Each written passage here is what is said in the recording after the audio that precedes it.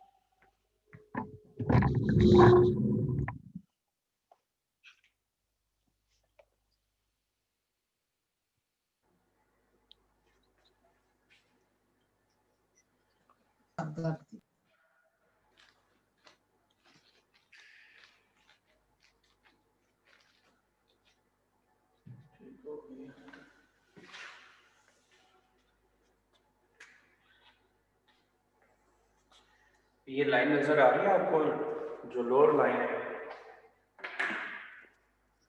Yes sir. जी sir. Yes sir, आ रही है नजर। Yes sir.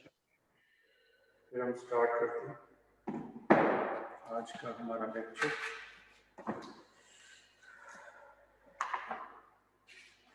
इससे पहले तो जो लास्ट टाइम हमने कुछ पढ़ा उसको थोड़ा सा रिवाइज करते हैं ताकि चीज़ें आपको थोड़ी सी क्लियर हों।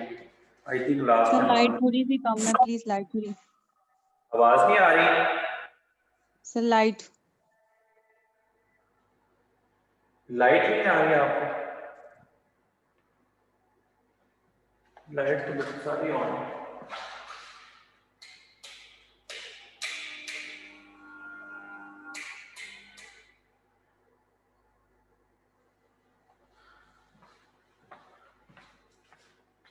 लाइट्स तो बच्चों सारी ऑन ही हैं। अच्छा, मैं थोड़ा सा आपको ना पहले रिवाइज कर दूं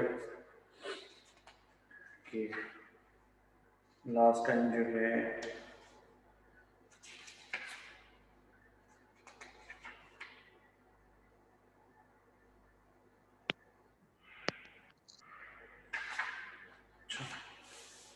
अच्छा लास्ट टाइम जो है हमने स्टडी किया था, एक तो हमने काफ़ी जनरल मोशन पढ़ा था जिसमें हमने कहा कि नेवियर-स्टोक्स इक्वेशंस हैं।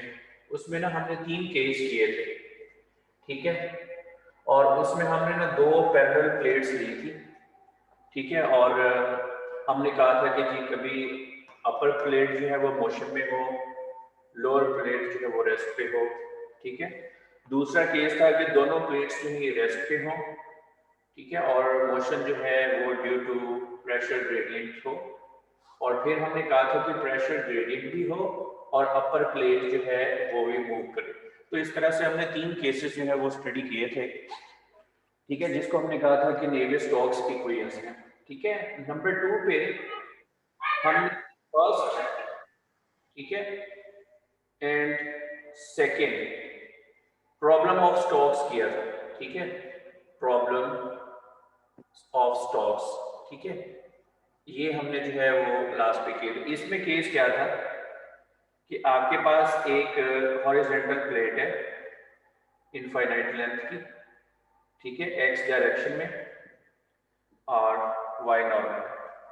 तो हमने कहा था कि अगर वेलोसिटी की कंडीशन जो है वो हमारे पास हो u, यानी ये प्लेट जो है विद कांस्टेंट वेलोसिटी मूव करे, तो हम इसको कहेंगे कि ये फर्स्ट प्रॉब्लम है। और अगर ये जो बाउंड्री कंडीशन है ये आपके पास जो है कॉज ऑफ ओमेगा टी, यानी ये ऑसिलेट करे प्लेट, ठीक है, ये जो प्लेट के ऊपर जो फ्लूइड है ये ऑसिलेट भी करे, तो इस प्रॉब्लम को हम कहेंगे सेकंड प्रॉब्लम ऑफ स्टोक्स। तो दोनों प्रॉब्लम्स में जो डिफरेंस है वो जस्ट एक बाउंड्री कंडीशन का है कि अगर बाउंड्रीज के ऊपर आपकी कंडीशन जो है वो कांस्टेंट होगी velocity, then the problem is called first problem of Stokes. और अगर हमारे पास ये वो प्लेट जो है वो ऑसिलेट करेगी, मींस बाउंड्री पे जो है वो कोसाइन और साइन फंक्शन होगा, तब हमारे पास जो प्रॉब्लम है उसको हम सेकंड प्रॉब्लम ऑफ स्टोक्स कहेंगे। क्लियर? तो हमने इसको लेप्लास से किया, फिर हमने इसको जो है वो सिमिलैरिटी से, फिर हमने इसको कपूटो से, फेब्रिजियो से, अटामना से, ये सारे हमने इनको डिफरेंट फ्रैक्शनल डेरिवेटिव्स के साथ भी हमने इनको सॉल्व कर लिया, ठीक है। कुछ मैंने सॉल्व किए थे, कुछ मैंने आपको होमवर्क दे दिया था, ठीक है, और जितने भी होमवर्क्स और असाइनमेंट्स हैं वो सारे पेपर में जो है वो इंक्लूड होंगे, ठीक है। आज हम देखेंगे कि मॉडिफाइड जो प्रॉब्लम है स्टॉक्स की, ठीक है, मॉडिफाइड प्रॉब्लम ऑफ स्टॉक्स, यानी वर्ड सिर्फ मॉडिफाइड है, तो अगर आ जाए कि modified first and second problem, तो फिर दोनों में क्या फर्क होगा, ठीक है। फिर आप देख लें, आपके पास इसमें 2 प्लेट्स होंगी, modified first problem of stocks, ठीक है, और उसमें आपके पास जो है वो 2 प्लेट्स होंगी आपके पास, और कंडीशन में कहाँ फर्क होगा वो भी आप देखें जी। अगर आपकी बाउंड्री कंडीशन जो u0t और ud ऑफ t, और अगर ये आपकी कांस्टेंट हो और अगर ये जो है ये रेस्ट पे हो, ठीक है, for t greater than 0, for t greater than 0 t greater than 0 और ये इनिशियल कंडीशन है, ठीक है। वो आपके पास अगर y का फंक्शन है तो 0 इज इक्वल टू 0, ठीक है, वेयर y ग्रेटर देन 0। ये तीन कंडीशन है, इनिशियल कंडीशन और ये दोनों जो ये हमारे पास बाउंड्री कंडीशंस हैं। इसमें जो अपर प्लेट है वो मूव करती है विद कांस्टेंट वेलोसिटी, ठीक है, where d is the distance between these two plates. The plate which is located at y is equal to 0 is at rest, and the plate which is located at a distance d is moving with some constant velocity in its own plane, ठीक है। तो ये जो problem है ये हमारे पास होगा first, ठीक है। पहले आपके पास सिंगल प्लेट थी तो कंडीशन वही है, अब हमारे पास प्लेट्स जो हैं वो दो हैं, पैरेलल प्लेट्स हैं। तो उसमें हमारे पास दो प्लेट्स हैं तो उसमें मॉडिफाइड फर्स्ट प्रॉब्लम स्टोक्स जो है वो बिटवीन टू प्लेट्स है, और अगर सेकंड प्रॉब्लम हम इसमें देखें तो फिर उसमें 0t is equal to u of cos of omega t greater than 0, u of dt is equal to 0, t greater than 0, and u y of 0 is equal to 0 for y greater than 0। तो इसमें सिर्फ ये condition है cosine की, लेकिन अगर दो plates हैं तो उनमें फर्स्ट मॉडिफाइड और सेकंड मॉडिफाइड दोनों में डिफरेंस आप देखें। यानी एक आपने पढ़ा first problem of Stokes for single plate, ठीक है, फर्स्ट और second problem of Stokes for single plate, these are the simple Stokes problem, ठीक है। जब हम वर्ड यूज करेंगे मॉडिफाइड फर्स्ट एंड सेकंड तो तब हमारे पास दो पैरेलल प्लेट्स होंगी, ठीक है। यानी जब भी मॉडिफाइड का वर्ड यूज होगा तो it means the flow between two parallel plates, the upper plate is in motion either constant velocity और विद सम कोसाइन और साइन ऑसिलेशन वेलोसिटी। तो तब हमारे पास ये जो फर्स्ट है और ये सेकंड जो है ये modified first second problem of Stokes हो जाएंगे, ठीक है। अब क्वेश्चन ये है कि इनको आपने जिन मेथड से सॉल्व किया है वो सारे मेथड आप लोगों ने इसके ऊपर भी अप्लाई करने हैं। यानी फर्स्ट प्रॉब्लम ऑफ स्टोक्स को सॉल्व करने के लिए आपने जो मेथड यूज किए लाइक लैप्लास, फूरियर, ठीक है, कपूटो फ्रैक्शनल, कपूटो फेब्रिजियो, ठीक है, अतांगना बलिनो, ये सारे डेरिवेटिव्स जो हैं ये आपने इसके लिए यूज करने। और आपको पता है कि इसमें हमारे पास जो गवर्निंग इक्वेशंस बनती हैं वो क्या होती हैं, partial u over partial t, nu partial square u over partial y square. जी, सारे मॉडल्स के अंदर, सारे प्रॉब्लम्स के अंदर यही एक आपके पास सिंगल मॉडल बनता है। तो आप देखिए कि ये सेकंड ऑर्डर है विद रिस्पेक्ट टू y और फर्स्ट ऑर्डर है विद रिस्पेक्ट टू टाइम। तो आप y को जब एलिमिनेट करना चाहेंगे तो आप फोरियर साइन ट्रांसफॉर्म यूज करेंगे, और अगर आप t को एलिमिनेट करना चाहेंगे तो फिर ये लैप्लास ट्रांसफॉर्म हम यूज करेंगे, क्योंकि दोनों जो हैं वो इंटीग्रल ट्रांसफॉर्म्स हैं और इनका काम क्या होता है कि ये पार्शियल डिफरेंशियल इक्वेशन को ऑडीज में कन्वर्ट करती हैं और उनको अलजेब्राइक इक्वेशंस बना देती हैं, फिर हम उनके कॉम्प्लीमेंट्री पर्टिकुलर सॉल्यूशंस फाइंड करते हैं, ठीक है, और हम उनके जो फाइनल सॉल्यूशन है वो फाइंड करने के बाद उनका इन्वर्स लैप्लास और इन्वर्स फोरियर जो है वो अप्लाई करके हम फाइनल टी की फॉर्म में आ जाते हैं या वाई की फॉर्म में आ जाते हैं, ठीक है, जो कि हमारे ओरिजिनल वेरिएबल्स होते हैं।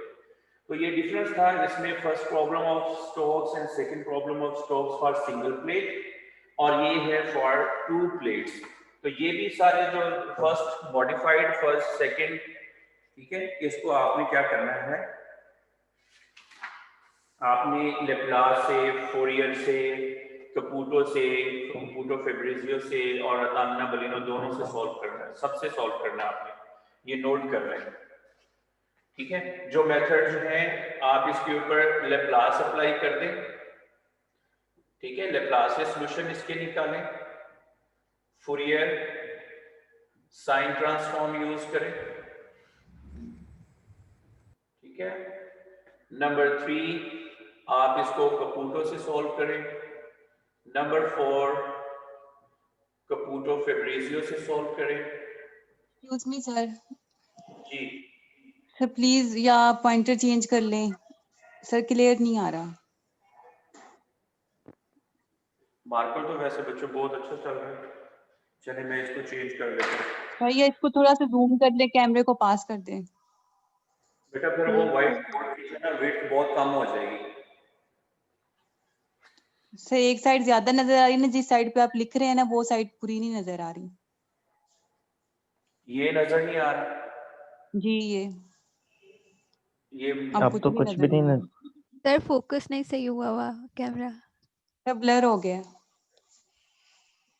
ब्लर हो गया। अब ठीक सर। अब देखें,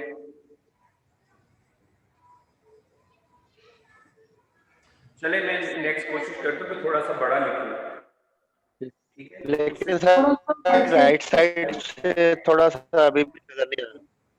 सर राइट साइड को थोड़ा सा कर लेना, लेफ्ट ज्यादा नजर आ रही है, जिस साइड पे राइट साइड पे आप लिख रहे हैं ना वो नहीं पूरी नजर आ रही।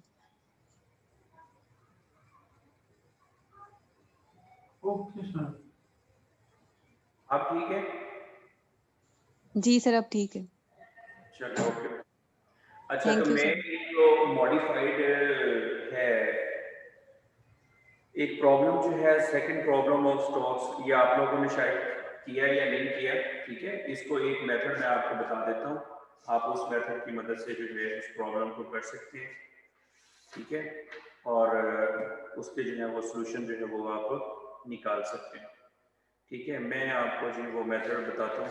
पहले हम जो है वो second problem of stocks, statement सारी वही है, उसकी ज्योमेट्री वही है, उसकी असम्पशंस वही है, Navier Stokes equation, equation of continuity, वो सारी सबके लिए सेम होगी, ठीक है। मैं जस्ट एक मॉडल लिखूंगा और उसकी कंडीशन लिखने के बाद उसको मैं सॉल्व करूंगा,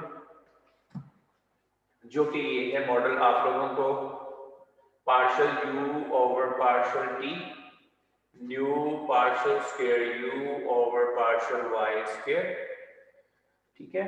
और कंडीशन हमारे पास है u of 0t is equal to u cos of omega t, और u इंफिनिटी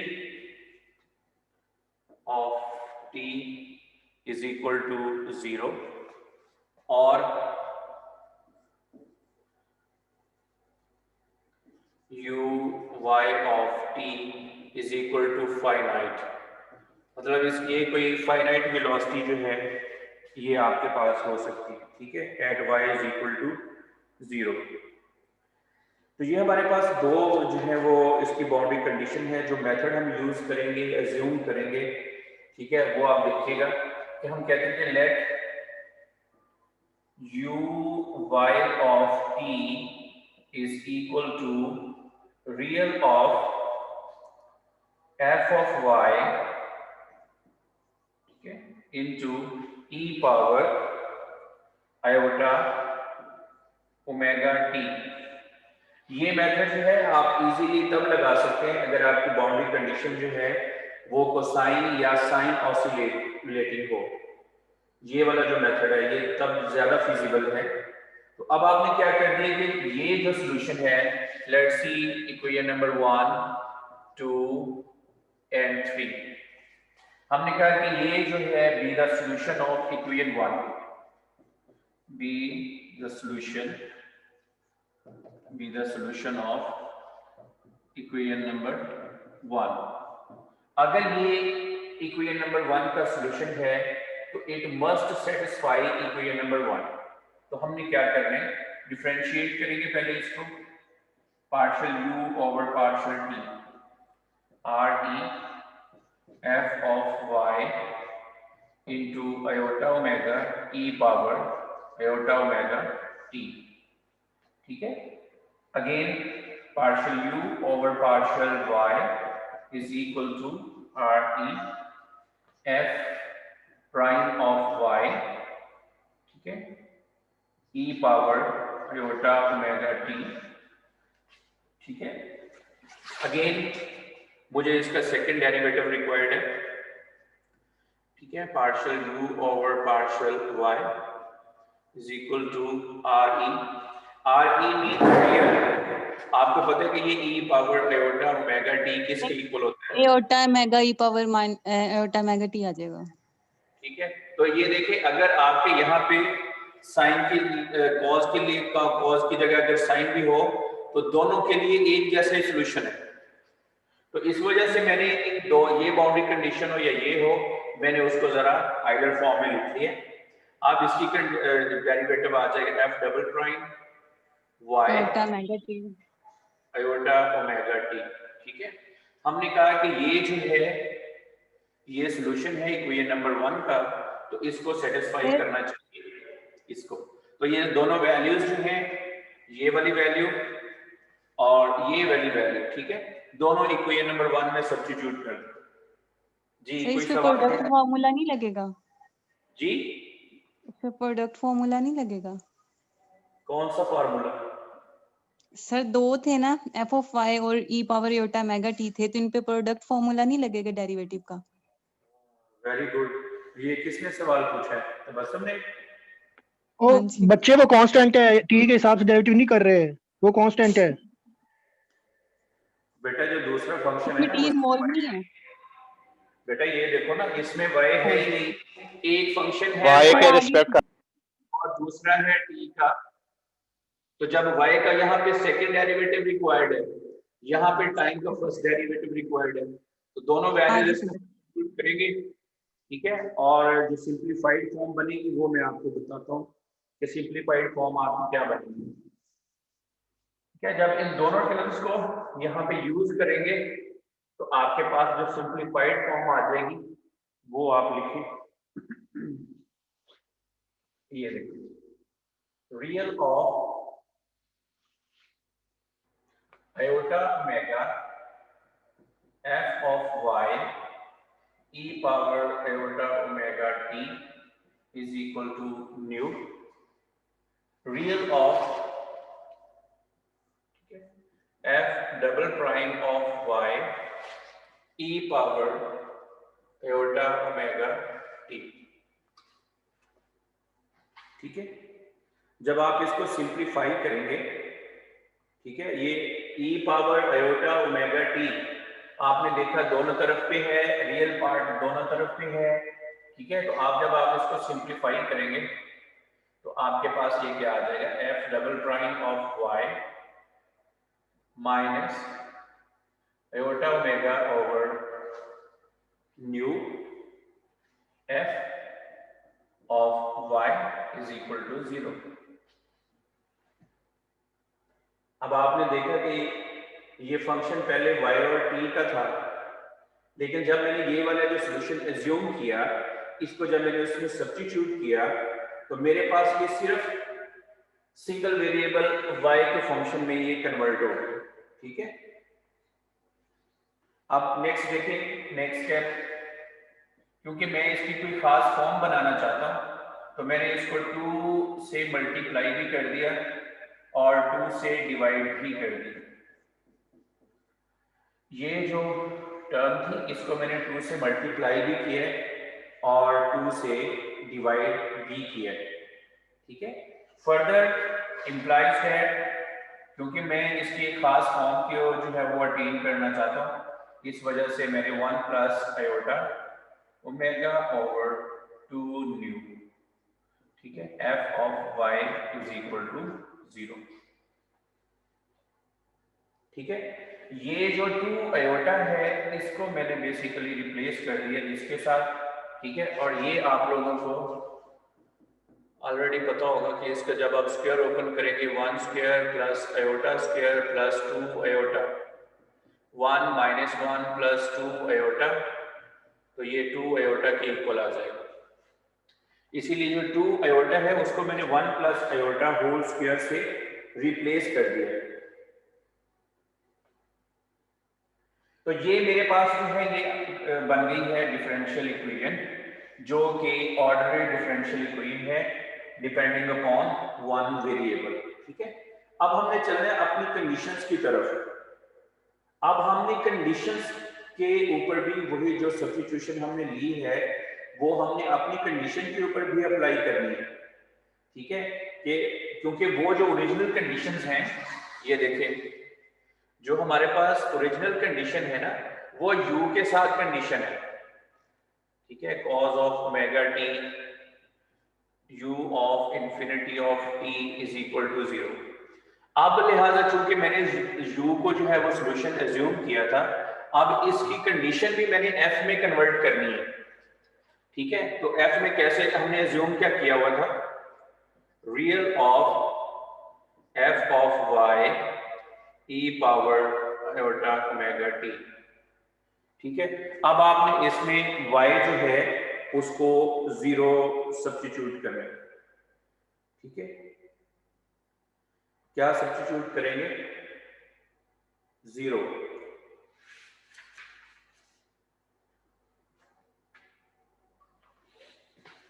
ठीक है। और ये कंडीशन है इसकी, u real of e power iota omega t, ठीक है। ये जो कॉस था ना इसको मैंने आयोटा ओमेगा t की फॉर्म में लिख लिया, u को मैंने बाहर लिख दिया। अब मुझे यहाँ पे y की वैल्यू चाहिए 0, ये देखें real of f of 0 e power iota omega t is equal to u real of e power iota omega t, ये।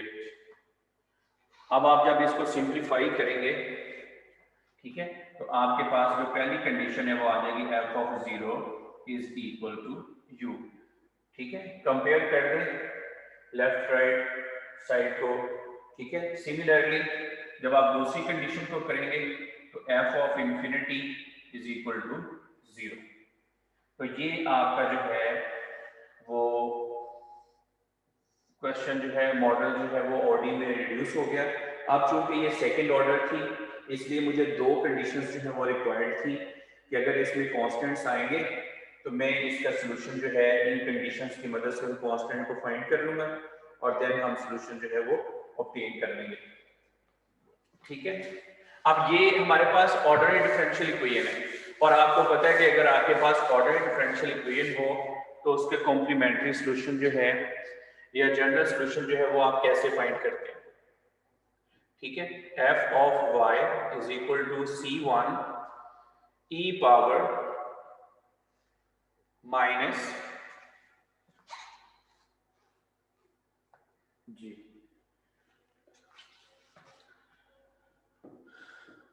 1 plus iota y 1 plus iota y into omega over 2 nu, ठीक है, plus c2 e power minus 1 plus iota y और omega over 2 nu, ठीक है। आपको पता है कि यहाँ से आपके रूट्स जो है वो डिस्टिंक्ट आएंगे, ठीक है। मैं आपको थोड़ा सा यहाँ से बता दूं कि ये D square minus 1 plus iota whole square omega 2 nu. तो जब आप इसके रूट्स निकालेंगे 1 प्लस आयोटा, ठीक है, प्लस माइनस के साथ 2 न्यू, तो इस तरह से इसके दो रूट्स आएंगे। तो आपने देखा कि रूट्स जो हैं वो डिस्टिंक्ट हैं, तो डिस्टिंक्ट रूट्स का सॉल्यूशन हमें पता है कैसे लिखते हैं। अब इन कंडीशंस को अप्लाई करेंगे by applying condition f of 0 c1 e power 0 plus c2 e power 0, ठीक है। ये नहीं, ये दोनों 0 आ गए, तो ये f ऑफ 0 आपके पास है u के बराबर, ठीक है, और ये c1 प्लस c2, ठीक है। इसको आप कोई भी नाम दे दें इक्वेशन का, ठीक है, इक्वेशन नंबर 4 कह दें इसको। तो आपके पास ये दो कांस्टेंट्स जो हैं ये आ गए हैं, ठीक है, f ऑफ 0 के साथ, ठीक है। लेकिन एक गलती जो है वो हम कर रहे हैं, कोई बताएगा मुझे कि हमने कौन सी गलती की है यहाँ पे, क्योंकि जितने भी अभी तक आप लोगों ने सॉल्यूशंस निकाले हैं उसमें सबसे पहले इन दोनों में से कौन सी कंडीशन यूज करते हैं, इन्फिनिटी वाली, इंफिनिटी वाली, ठीक है। तो आपने पहले इसमें इन्फिनिटी वाली कंडीशन जो है वो यूज करनी, ठीक है। तो इससे क्या C1 फर्क? Infinity, C2 e power minus infinity, ठीक है। तो ये है 0 के इक्वल और यहाँ से C1 की वैल्यू आ जाएगी 0 और हमारे पास जो बाकी सोल्यूशन बचेगा वो आ जाएगा आपके पास C2 e power minus 1 plus iota y omega over 2 new. अब आप दूसरी कंडीशन अप्लाई कर दें, ठीक है। f of 0 C2 e power 0, f of 0 जो है वो आपके पास u के बराबर है, तो C2 की वैल्यू आ जाएगी u के, ठीक है जी। तो आप ये C2 की वैल्यू इसमें सब्स्टिट्यूट करेंगे तो हमारे पास जो है सॉल्यूशन आ जाएगा जो कि है f ऑफ y और u e power minus 1 plus iota y, ठीक है, ओमेगा ओवर 2 न्यू, ठीक है। आपको याद है कि मैंने सॉल्यूशन इस तरह से लेट किया था, u y of t is equal to real of f of y e power iota omega t। तो मुझे बेसिकली इस f तक पहुंचना था, ठीक है, इसको मैंने फाइंड करना था जो कि हमने ऑलरेडी फाइंड कर लिया, ठीक है, f ऑफ y को। तो अब इसका सॉल्यूशन जो है वो हम उसमें उसकी दोबारा वैल्यू जो है वो सब्स्टिट्यूट कर देंगे, तो ये हमारे पास फाइनल जो है वो आंसर आ जाएगा, ठीक है। Is equal to u time real of e power minus iota minus 1 plus iota whole square sorry y into omega over 2 nu into e power iota omega t। कोई बताएगा अब क्या करेंगे? हाँ जी, कोई बंदा बताएगा कि अब क्या करेंगे नेक्स्ट?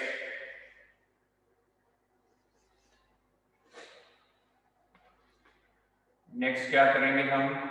रियल ऑफ, हम इसमें से वो कंपोनेंट सेपरेट कर देंगे, रियल पार्ट सेपरेट कर देंगे, जिसमें इसमें हम वो कंपोनेंट जो है वो सेपरेट कर देंगे जिसमें t नहीं आ रहा, या आप यूं कह लें कि जिसमें आयोटा नहीं आ रहा उसको हम अलग कर देंगे। e power minus y omega over 2 nu, ठीक है, रियल ऑफ e पावर, ये आपके पास आ जाएगा माइनस आयोटा y ਨਾਲ ਦੀਆਂ ਮੈਨੂੰ ਲੱਗਦਾ ਬਾਤ new e power iota omega t, ठीक है। तो अब ये एक्सपोनेंशियल जो है इनको हम ऐड कर देंगे, ठीक है, इनको हम ऐड कर देंगे। u is equal to minus y omega over 2 nu real of e power, अब इसमें से आप कॉमन ले लें, ठीक है। ये देखिए जी, आयोटा हमने कॉमन ले लिया तो ये आपके पास बन गया omega T minus y of omega over 2 nu, ये यानी ये आयोटा जो है मैंने यहाँ से भी और यहाँ से कॉमन लिया, जो पॉजिटिव पावर थी उसको मैंने पहले लिखा और ये लिखा। अब जो है वो आपको आइलर फार्मूला आता है, इसके ऊपर सिर्फ आइलर फार्मूला जो है वो हम अप्लाई करेंगे, ठीक है।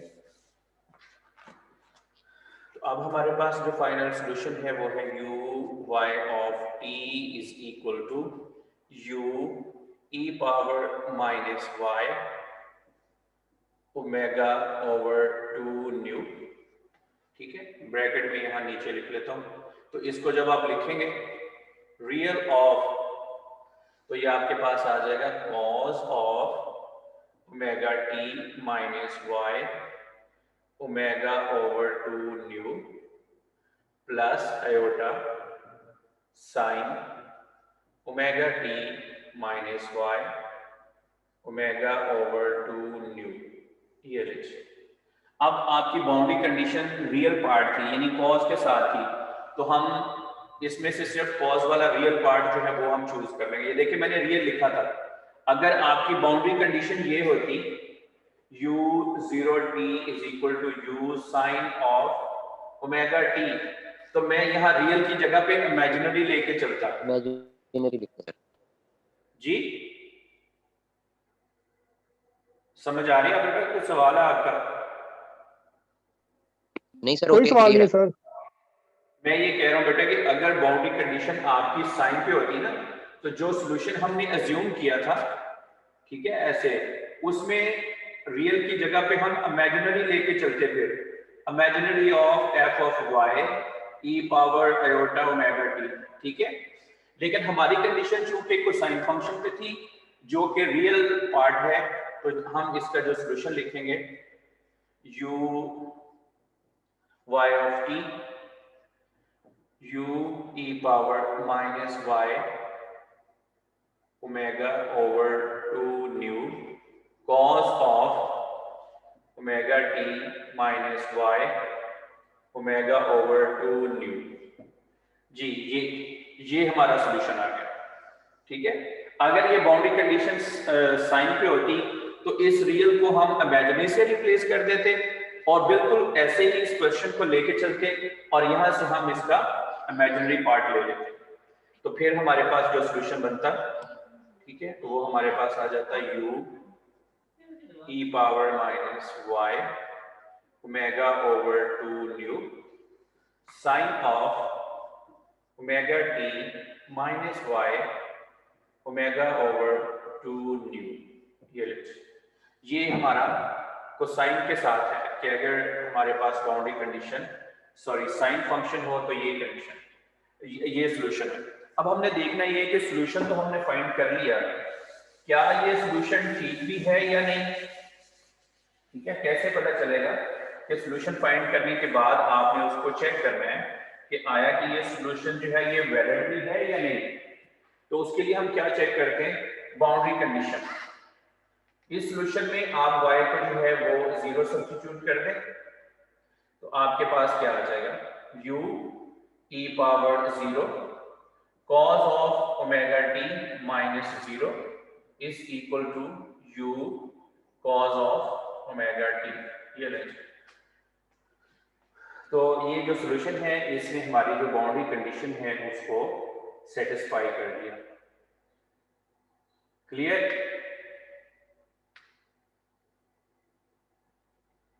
ठीक है, तो ये हमारा सॉल्यूशन जो है ये वैलिड है। तो ये सेकंड प्रॉब्लम ऑफ स्टॉक्स था, ठीक है। इसको आप इस मेथड से भी सॉल्व जो है वो कर सकते हैं, ठीक है। नेक्स्ट हमारे पास जो क्वेश्चन है वो बिल्कुल सेम इसी पैटर्न पे करना है आप लोगों ने, मैं आपको जस्ट गाइड करूंगा और आप लोगों ने सेम ऐसे ही उस क्वेश्चन को करना है, ठीक है। उसमें अब ये हमारे पास एक प्रॉब्लम था, अगर हम इसमें प्रेशर का इफेक्ट डाल देंगे तो ये नया प्रॉब्लम बन जाएगा, ठीक है। यानी आपको ये सिर्फ ये बता दूं कि फ्लूइड डायनामिक्स के अंदर जो है बहुत सारे इफेक्ट्स होते हैं जिनको आप ऐड कर सकते हैं और फिर आप उनको डिस्कस भी कर सकते हैं। पहले टाइटल लिख लें, पल्सेटिंग फ्लो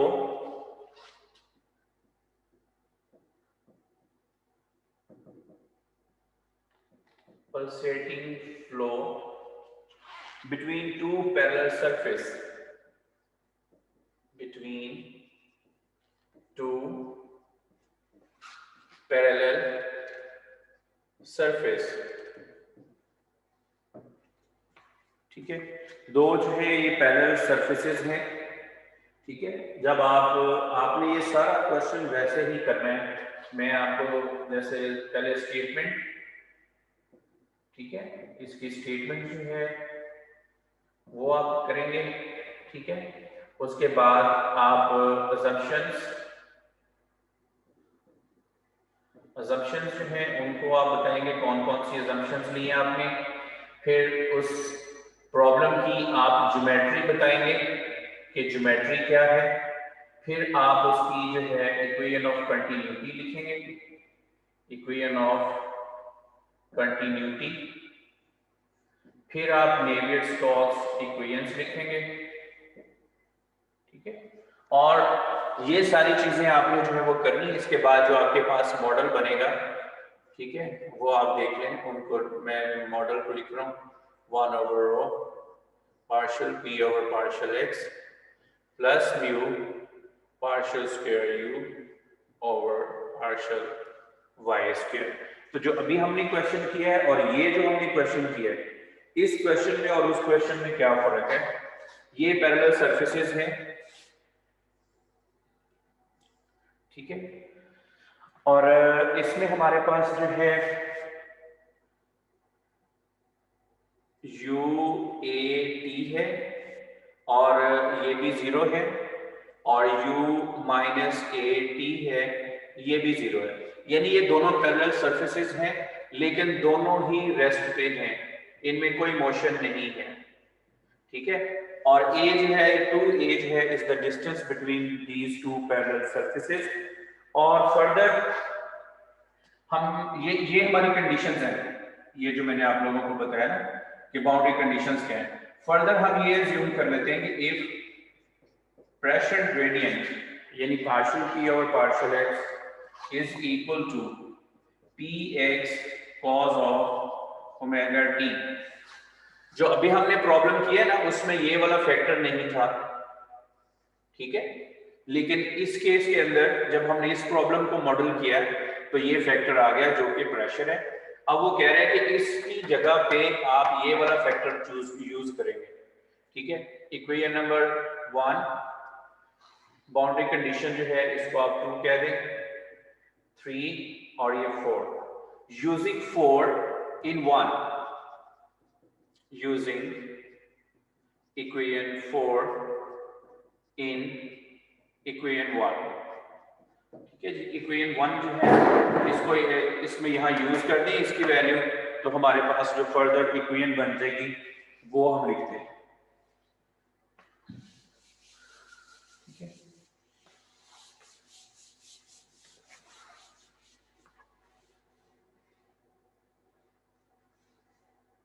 सिर्फ प्रेशर की जगह पे हम लिखेंगे px cos of omega t, ठीक है। u a of t is equal to 0 and u of minus a t is equal to 0। तो ये second order partial differential equation है और इसकी 2 ही बाउंड्री कंडीशंस हैं। तो अगेन हम वही सारा काम करेंगे जो काम हमने अभी थोड़ी देर पहले किया। assume that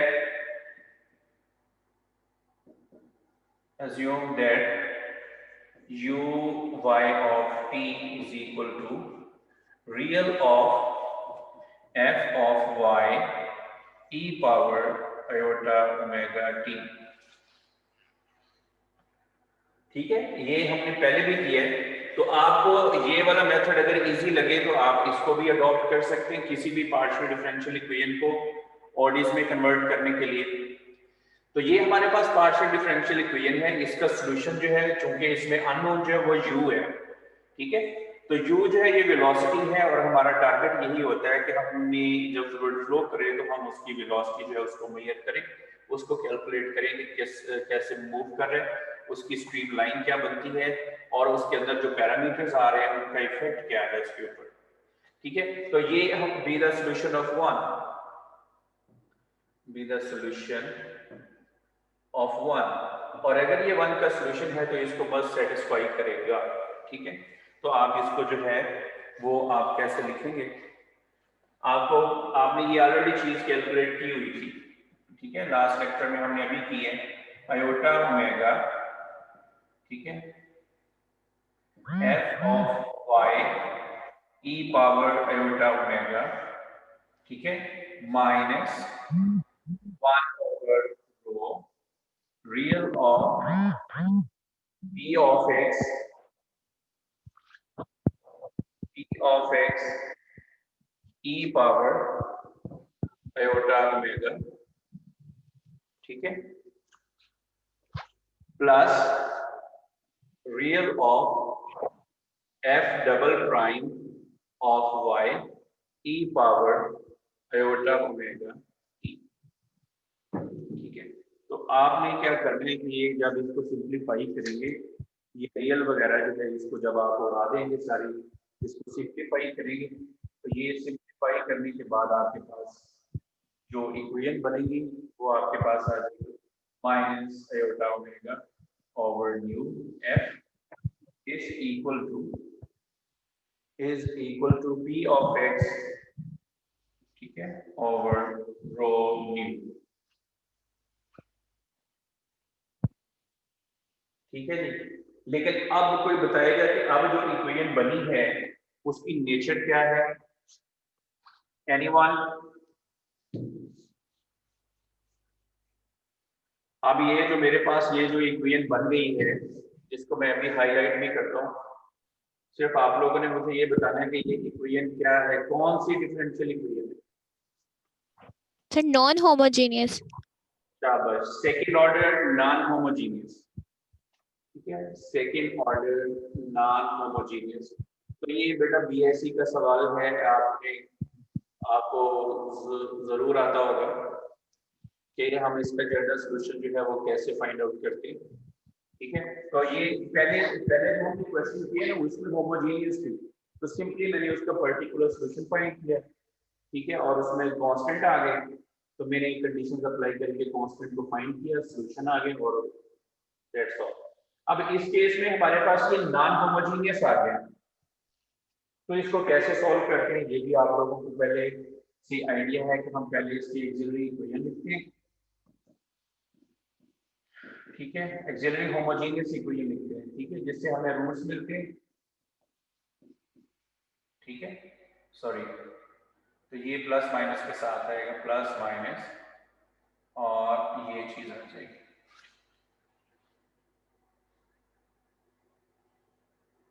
ठीक है, लेकिन इससे भी पहले आप लोगों ने वही काम करना है, मैं आपको सॉरी वो बताना भूल गया कि आपने इसके साथ भी पहले वही काम करना है जो अभी थोड़ी देर पहले हमने किया था कि 2 से आप मल्टीप्लाई कर दें और 2 से डिवाइड कर दें। f of y is equal to p of x over rho nu। ठीक है, फिर इस 2 आयोटा को जो है वो आप रिप्लेस कर देंगे, f double prime of y minus 1 plus iota whole square omega, ठीक है, over 2 nu f of y is equal to p of x rho nu। जो प्रोसेस अभी हमने थोड़ी देर पहले क्वेश्चन के लिए किया था, एग्जैक्टली वही काम करने कि आपने 2 से मल्टीप्लाई डिवाइड किया, फिर 2 आयोटा को रिप्लेस कर दिया 1 प्लस आयोटा होल स्क्वायर के साथ। अब आप जब इसका सॉल्यूशन लिखेंगे, ठीक है, तो आपके पास आ जाएगा f ऑफ y c, जो कि आपके पास आ जाएगा c1 e power 1 plus iota y, ठीक है, omega over 2 nu, plus c2 e power minus 1 plus iota y omega over 2 nu. तो ये आपका आ गया कॉम्प्लीमेंट्री सॉल्यूशन। ठीक है, आपने राइट साइड पे देखा, राइट साइड पे कांस्टेंट है, ये जो टर्म है ना कांस्टेंट है। तो आपको पता है कि जब हम कोई भी मेथड यूज करते हैं टू फाइंड पर्टिकुलर सॉल्यूशन, तो उसमें हमारे पास अनडिटरमिन्ड कोएफिशिएंट मेथड है। ठीक है, उसके बाद हमारे पास वेरिएशन ऑफ पैरामीटर मेथड है, जिसकी मदद से हम जो है वो पर्टिकुलर सॉल्यूशन जो है स्पेशली फाइंड करें। तो अगर राइट साइड पे कांस्टेंट हो तो हम जो है एफ पी कैसे चूज करते हैं, ए के साथ। ठीक है, अगर राइट साइड पे कांस्टेंट हो तो वाई पी चूज करने का तरीका क्या है, हम वो अनडिटरमिन्ड कोएफिशिएंट मेथड या यूज कर सकते हैं। हम इसका पहले फर्स्ट डेरिवेटिव कैलकुलेट करेंगे is equal to 0, second derivative calculate करेंगे इज इक्वल टू 0, और ये दोनों सारी वैल्यूज जो है हम इसमें सब्स्टिट्यूट कर देंगे। ठीक है, ये जो हमारे पास ओरिजिनल इक्वेशन थी, जब सब्स्टिट्यूट करेंगे 0 minus 1 plus iota whole square omega over 2 nu, f of y को हमने ए लेट किया हुआ है, a is equal to p of x over nu rho nu. ठीक है, अब ये न्यू जो है इस न्यू से कैंसिल भी हो सकता है, ठीक है। अब इसको हम उधर डिवाइड भी कर देंगे, सिंप्लीफाई भी कर देंगे, तो हमारे पास इसका जो है वो आंसर आ जाएगा, ठीक है। ए की वैल्यू आपके पास क्या आ जाएगी, p of x over omega 1 plus iota whole square, ठीक है। एक और जो है मैं आपको बता देता हूँ कि डायरेक्ट सॉल्यूशन भी आप लिख सकते हैं अगर आपको बहुत ज्यादा ब्रेक है इसके, सॉरी हाँ ये वाई पी आपके पास आ गया, सॉरी ए की वैल्यू आ गई, ठीक है। तो आप इसमें प्लस कर देंगे इसको वाई पी, क्योंकि जनरल सॉल्यूशन जो है वो हम कैसे लिखते हैं, जनरल सॉल्यूशन। सर ये माइनस तो हम उधर लेके नहीं गए ना, 2 को उधर लेके गए, ये जो नीचे था। शाबाश, माइनस भी है बेटा, माइनस भी आएगा सर, 2 भी आएगा, हाँ, 2 भी आएगा, 2p of x f of p plus f of p y, दोनों सॉल्यूशन जो है इनको हम सम कर देंगे,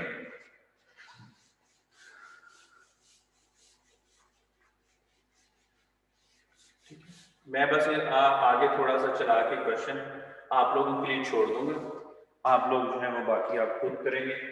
तो इसका सॉल्यूशन जो है f of y is equal to c1 e power 1 plus iota y omega over 2 nu plus c2 e power minus 1 plus iota y, ठीक है, omega over 2 nu minus p of x over omega 1 plus iota whole square. तो general solution मैंने जो है वो लिख लिया। अब आपने कंडीशंस अप्लाई करनी है और आप लोगों ने सॉल्यूशन जो है वो फाइंड करना है। एक और काम करें कि कंडीशन अप्लाई करेंगे आप लोग, ठीक है। इसकी अल्टरनेटिव फॉर्म जो है वो भी मैं आपको लिख देता हूँ, वो अल्टरनेटिव फॉर्म भी जो है वो आप बनाएंगे कि वो कैसे बनेगी। ये हमारे पास जो पर्टिकुलर सॉल्यूशन है ये, हाँ सॉरी, ये प्लस ही रहेगा क्योंकि इसके साथ भी माइनस है आई थिंक। देखिए जरा ये टर्म प्लस आएगी या माइनस आएगी, क्योंकि स्टार्टिंग में इसके साथ जो है वो माइनस था या प्लस था, ये इसको वेरीफाई करना है कि प्लस के साथ आ रही है या ये माइनस के साथ आ रही है। इसका अल्टरनेटिव सॉल्यूशन भी आप लिख लें, और ये भी आप लोगों ने ना डिफरेंशियल इक्वेशन में पढ़ा हुआ है कि अगर इस तरह से हमारे पास हो ना D square minus a is equal to 0, तो इसका एक सॉल्यूशन होता है जो कि हम हाइपरबोलिक फॉर्म में लिखते हैं, ठीक है। इसको प्लस आपने करना है कैसे, इसको ओपन करके, ठीक है, इसको आपने ओपन करना है। आपको याद है कि आपके पास क्वेश्चन के अंदर कभी भी इस तरह से एक्सप्रेशन आता था ना, इस तरह से 1 ओवर आयोटा, तो आप उसको किसी न किसी तरह से डिनोमिनेटर से आयोटा को खत्म करते हैं। तो रेशनलाइज करने वाले होते हैं। जब आप इसको खत्म करेंगे ना, ये देखिएगा यहाँ पे है माइनस, तो मैं इसको खत्म करूंगा 1 प्लस आयोटा होल स्क्वायर, तो ये 2 आयोटा के इक्वल आता है, तो मेरे पास आ गया 2 ओमेगा आयोटा यहाँ पे। अब क्या करेंगे कि आयोटा से हम मल्टीप्लाई करेंगे, ठीक है, और आयोटा से डिवाइड करेंगे, तो ये आयोटा स्क्वायर जो है ये -1 होगा जो कि इसको प्लस कर देगा, तो ये खत्म हो जाएगा, ठीक है। ये भी आपने यहाँ पे सिंप्लीफिकेशन जो है वो कर लेनी है। तो इसकी अल्टरनेटिव फॉर्म जो है वो भी मैं आप लोगों को बता दूं। अच्छा, इसमें एक रो भी साथ इसके आता है, वो भी आप लिखें।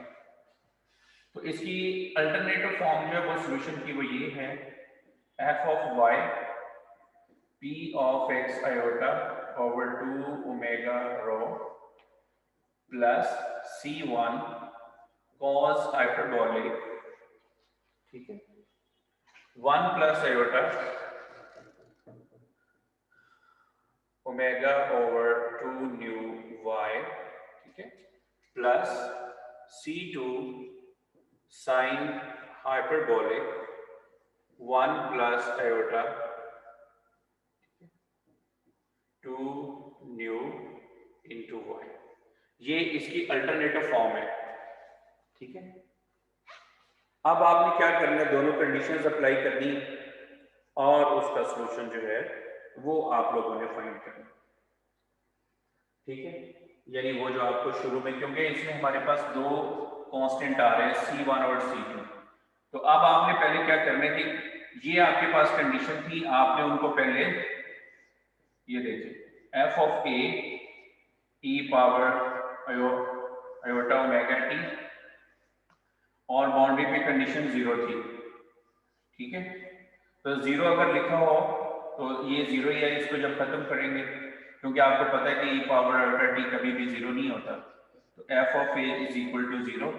Similarly f of minus a is equal to 0। तो ये दो कंडीशन जो है u से हम f में आ गए।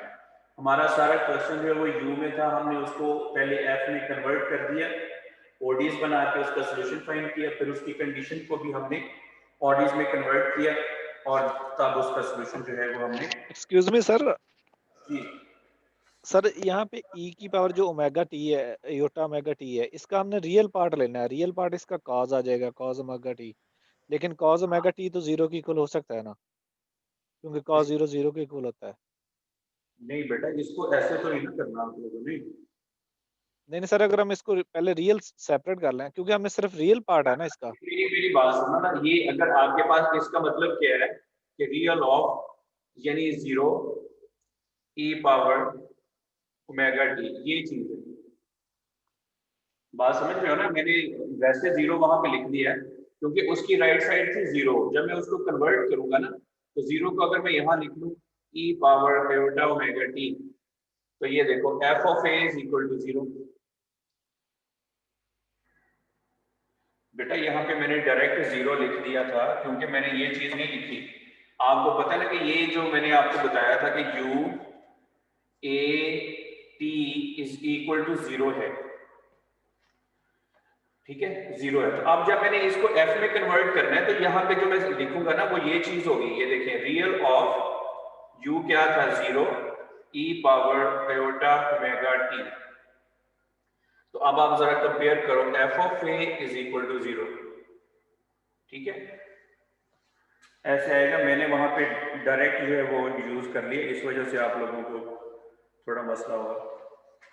अच्छा, अगला सवाल देखें, प्रॉब्लम जो है वो कैसे वो चेंज करता है और कैसे ज्योमेट्री जो है वो उसकी चेंज हो तो प्रॉब्लम भी चेंज हो जाता है, वो उसकी तरफ चलते हैं। नेक्स्ट प्रॉब्लम हमारा ये, बाकी इसका सॉल्यूशन जो है कंडीशन अप्लाई करके आप लोगों ने खुद फाइंड करना है। मॉडिफाइड फर्स्ट एंड सेकंड आपने साइन से भी करना है, साइन फोरियर से, लेप्लास से, कपूटो से, कपूटो फेब्रिजियो से, अताना बलिनो से, ठीक है, ये उसी तरह से। नेक्स्ट जो हमारा क्वेश्चन है ये इंपॉर्टेंट है, आज का हमारा third question. Laminar flow over an inclined plane, inclined plane, ये फिर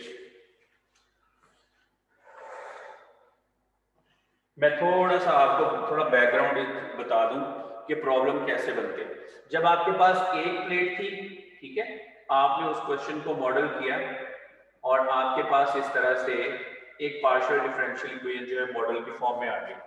फिर आपने दो प्लेट्स ली, उनको मॉडल किया और उसमें आपके पास इस तरह से एक मॉडल आ गया पार्शियल डिफरेंशियल इक्वेशन का। तो चेंज कहां पे आ रही थी? बाउंड्री कंडीशंस में, ठीक है। प्लेट भी जो है वो सिंगल है, बाउंड्री कंडीशन प्लेट 2 होगी, मॉडल वही आ रहा है और बाउंड्री कंडीशन चेंज है, ठीक है। इस प्लेट के ऊपर कंडीशन और है, इसके ऊपर और है, ठीक है। फर्दर हमने क्या कहा कि इसमें इसी प्लेट जो है हमने दो पैरेलल सरफेस ले ली और अब हमने कहा कि हम इसमें प्रेशर का इफेक्ट जो है उसको डिस्कस करेंगे।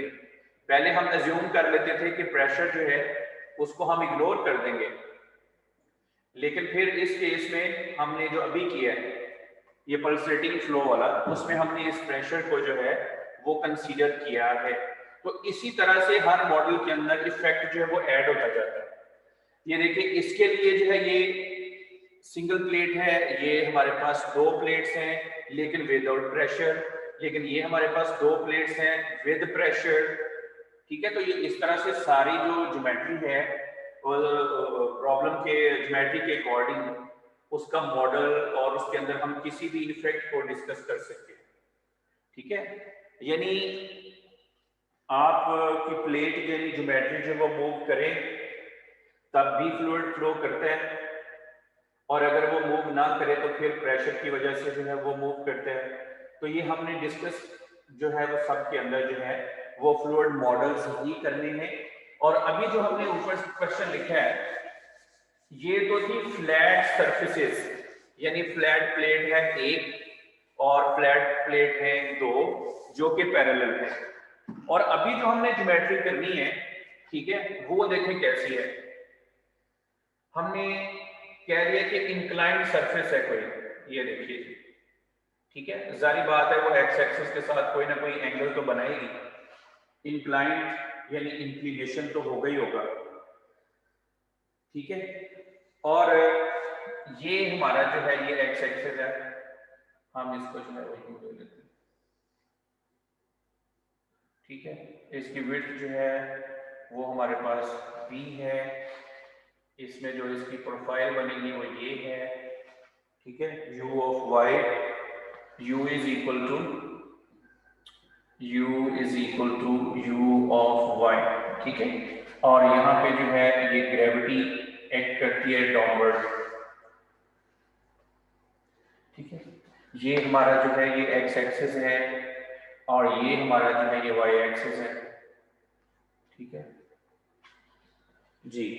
तो अब टोटली जो हमारा मॉडल है वो चेंज हो जाएगा, लेकिन चेंज किस फैक्टर में आएगी, ठीक है, और क्यों आएगी। अब देखिए बाकी जितने भी आपने मॉडल डिस्कस किए, हम शेयर स्ट्रेस अप्लाई करते थे या वो प्लेट खुद मूव करती थी या फिर उसमें प्रेशर ग्रेडियंट होता था तो फ्लूइड फ्लो करता था, लेकिन इस केस में फ्लो किसकी वजह से करेगा,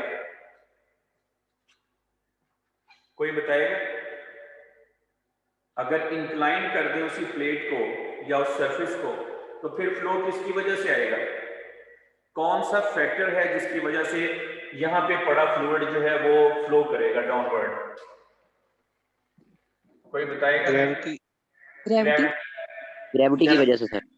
देखिए जब भी कोई चीज जो है अर्थ से ऊपर होती है तो डेफिनेटली अर्थ जो है उसको अट्रैक्ट करती है, तो वो मोशन जो है वो ग्रेविटी की वजह से होता है। तो अब इस केस में जो मोशन है वो ग्रेविटी की वजह से होगा। और आपको पता है कि ग्रेविटी कौन सी फोर्स होती है बेटा, ग्रेविटी बॉडी फोर्स। कौन सी,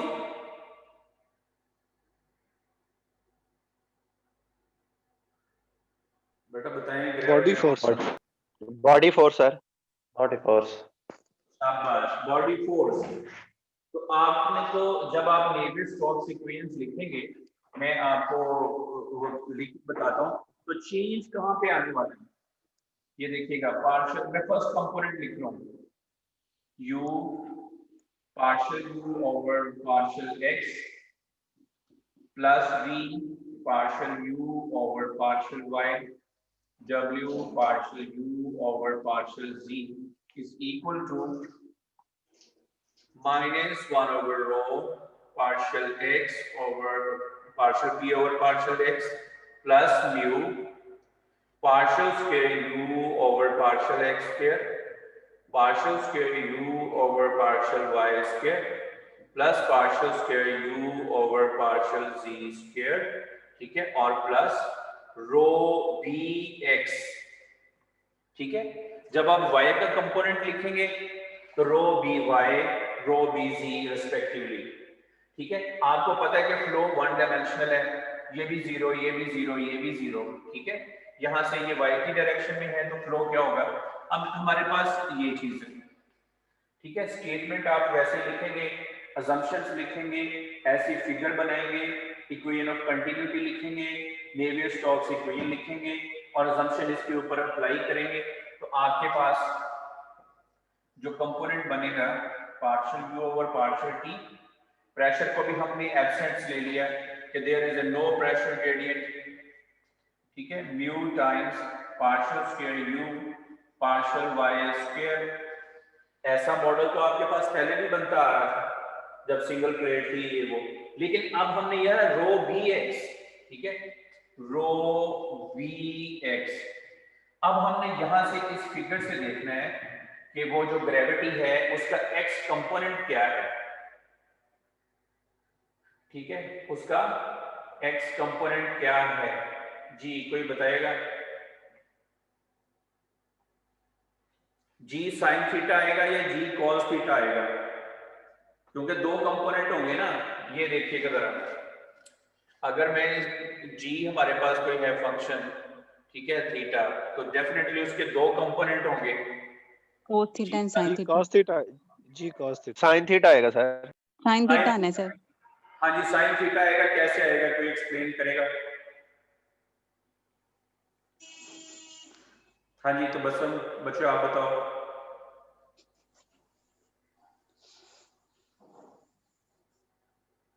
आएगा तो साइन थीटा, लेकिन क्या लॉजिक है? अगर नहीं तो आपको पता होगा तो मैं यहाँ पे लिख देता हूँ, आप लोग खुद इसको जो है वो वेरीफाई करेंगे। साइन थीटा,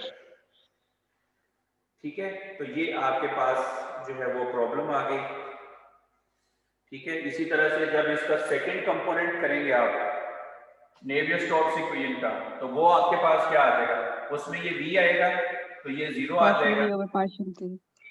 ठीक है। तो हमारे पास ये टर्म बच जाएगी g cos theta minus 1 over rho partial p over partial y, और जब थर्ड कंपोनेंट करेंगे तो partial p over partial z minus के साथ आ जाएगा 1 ओवर रो।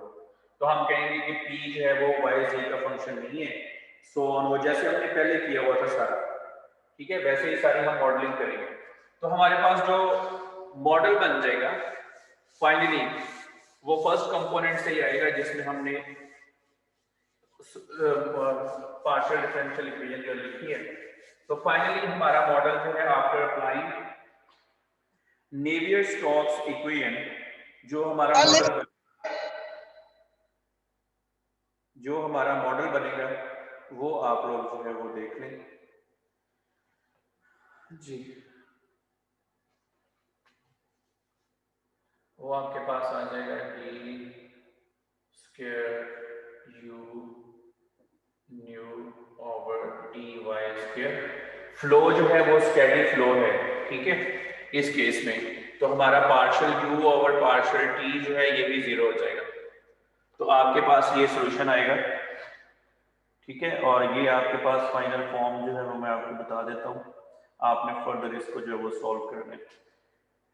Minus 1 over rho partial p over partial x, ठीक है, plus g sine theta is equal to 0, ठीक है। अब ये जो इसको आप यूं कर रहे हैं यूं, ठीक है, अब आपने इसको जो है वो इसका कोएफिशिएंट जो है वो इंडिपेंडेंट करना है, तो आपके पास आ जाएगा d square u d y square minus 1 over mu partial p over partial x plus rho g over mu, ठीक है। वो आपके पास क्या आ जाएगा, हाँ, mu over g sine theta के साथ क्या बनेगा, ये देखिएगा जरा, इसमें आ जाएगा रो जी, ठीक है, और over mu g sine theta is equal to 0।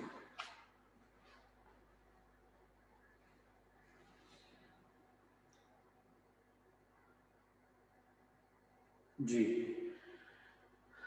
कोई बताएगा? अब इसकी देखी हमने कंडीशन, ठीक है, कि when y is equal to 0 du over dy is equal to 0, ये नंबर 1 कंडीशन, ठीक है। दूसरी कंडीशन जो है वो आप देखें, when y is equal to 0 U is equal to U maximum.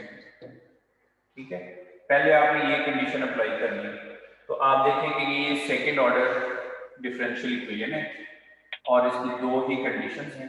आप इसको पहले इंटीग्रेट करेंगे, आपके पास प्लस कांस्टेंट आ जाएगा। इस कंडीशन को अप्लाई करेंगे तो वो कांस्टेंट खत्म हो जाएगा। फिर इसको दोबारा से इंटीग्रेट करेंगे तो ये u आ जाएगा, तो फिर y 0 और u पे u मैक्सिमम होगा। ठीक है, और फर्दर जब आपके पास सॉल्यूशन आ जाएगा, यानी जब आपके पास सॉल्यूशन जो है वो आपके पास आ जाएगा फाइनल, फिर आपने जो है इसमें ये कंडीशन पुट करनी है y 0, ठीक है, और sorry y is equal to b, u is equal to u maximum. ये आपका सॉल्यूशन है। आपने इसको इंटीग्रेट करना है। फर्स्ट टाइम एक कांस्टेंट आएगा, कंडीशन अप्लाई करेंगे, उसकी वैल्यू आ जाएगी। फिर आप इसको दोबारा इंटीग्रेट करेंगे, ये वाली कंडीशन लगाएंगे, तो आपके पास ये सॉल्यूशन आ जाएगा। जब सॉल्यूशन आएगा तो सॉल्यूशन में आप y is equal to b और u is equal to u maximum put करेंगे, तो आपके पास फाइनल जो है वो सॉल्यूशन आ जाएगा। ठीक है, मैं बाकी चीजें जो है वो इसमें नहीं कर रहा क्योंकि मैंने आपको ऑलरेडी जो चीजें बताई हुई कैसे कैसे करनी है। अब हमने चलना है कि इस तरह के प्रॉब्लम्स के लिए हम ऑलरेडी जो है वो शेयर स्ट्रेस भी कैलकुलेट करते आए हैं। ठीक है, रेट ऑफ डिस्चार्ज भी कैलकुलेट करते आए हैं। ठीक है, और एवरेज वेलोसिटी भी कैलकुलेट करते हैं। ठीक है, तो हमने इसमें u मैक्सिमम जो है वो कैलकुलेट करना है। वो आपको पता है कैसे करना होता है? पता है किसी को? जब आपके पास ये सॉल्यूशन आ जाता है ना, फर्ज करो ये कोई फंक्शन है, इसका सॉल्यूशन आ गया ये, तो हमें कहा जाता है कि जी y is equal to b। इसके ऊपर चेक करें कि इसका मैक्सिमा एग्जिस्ट करता है कि नहीं करता। तो हम फर्स्ट डेरिवेटिव लेते हैं, फिर डेरिवेटिव लेंगे, 0 के इक्वल पुट कर देंगे। पुट करेंगे और आंसर आ जाएगा। ठीक है, उसके बाद ये नंबर 1 है। नंबर 2 हम उसमें फाइंड करते हैं रेट ऑफ डिस्चार्ज। ठीक है, वो हमारे पास जो होता है u और dA। dA जो है ये एरिया होता है, या आप उसको विड्थ भी कह सकते हैं, is equal to u dy। ठीक है, अगर उसकी विड्थ गिवन है वो है 0 से b, तो वो उस इंटीग्रल की लिमिट आ जाएगी। तो यहाँ पे आप u पुट करेंगे, उसको इंटीग्रेट करेंगे और ये अपर और लोअर लिमिट्स में रहेंगे, तो आपके पास आंसर आएगा। नेक्स्ट जो है नंबर 3 पे हम एवरेज वेलोसिटी कैलकुलेट करते हैं।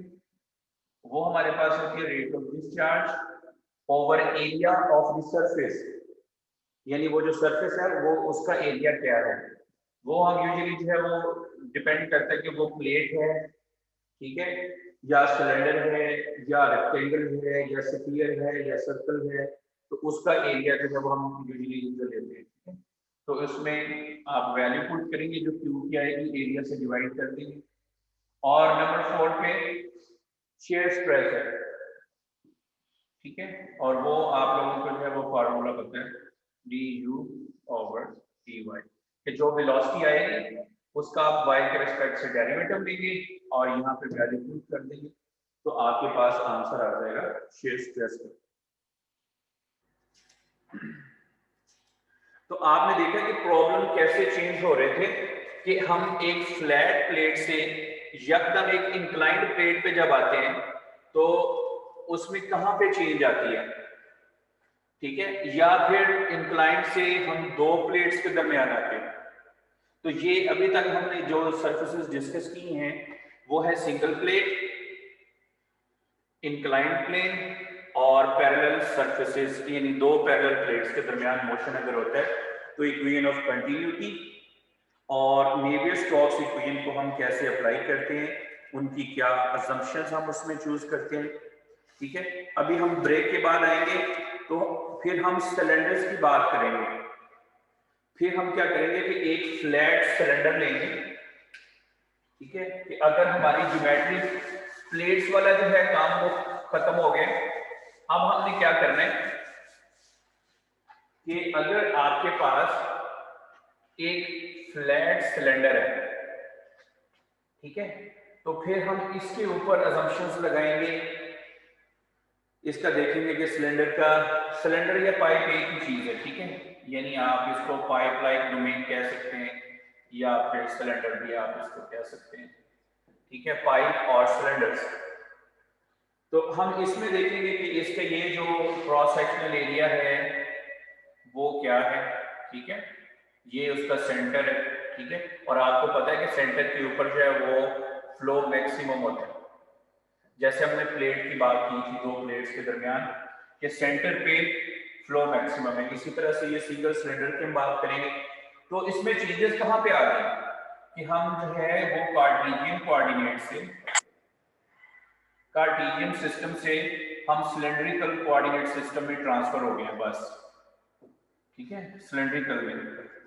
अब आपको सिलेंड्रिकल में इक्वेशन ऑफ कंटिन्यूटी वो आपको याद हो, ठीक है, और सिलेंड्रिकल में नेवियर-स्टोक्स इक्वेशंस ये आपको याद है, क्योंकि आप लोगों ने इनको अजम्पशंस चूज करनी है। स्टेटमेंट लिखेंगे, अजम्पशंस लिखेंगे, फिगर बनाएंगे, ठीक है, फिर इक्वेशन ऑफ कंटिन्यूटी लिखेंगे, नेवियर-स्टोक्स इक्वेशन लिखेंगे, अजम्पशंस को इसके ऊपर अप्लाई करेंगे, इसकी बाउंड्री कंडीशन बनाएंगे।